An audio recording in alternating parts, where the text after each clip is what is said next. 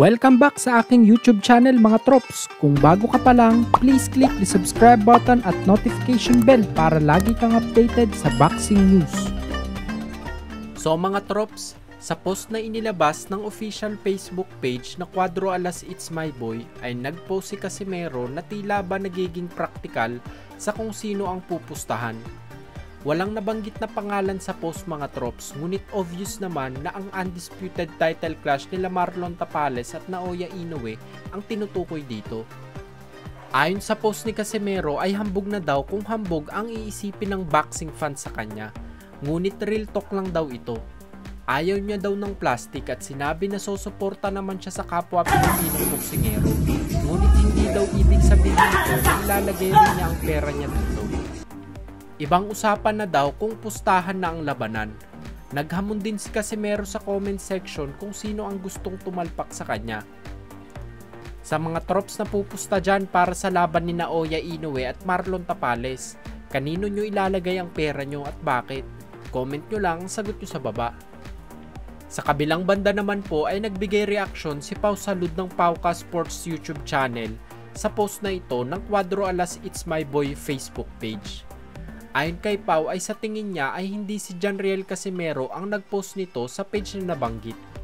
Hindi naman lingid sa kaalaman ng mga solid Casimero supporters na ang kapatid ni Cuadro Alas na si Jason Casimero ang madalas na may hawak sa Facebook page na ito.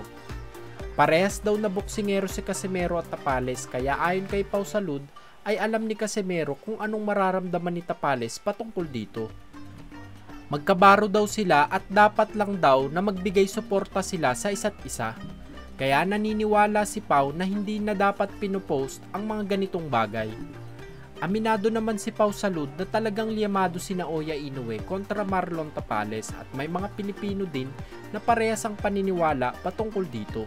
Ngunit kung ipapangalandakan pa na pupustahan ng kalaban ay parang may mali na daw dito.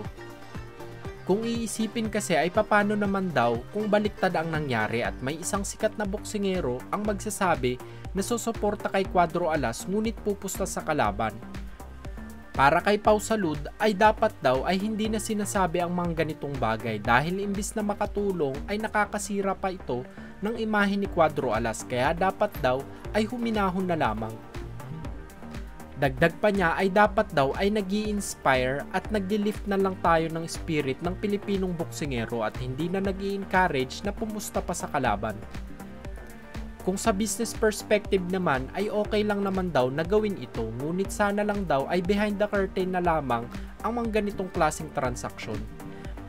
Naiintindihan daw ni Pau Salud kung nag-aastang kontrabida lang sila para maging trending at tangkilikin ng tao. Ngunit sana lang daw ay hinahype na lang ang bawat boksingero nang sa ganon ay sabay-sabay umangat ito.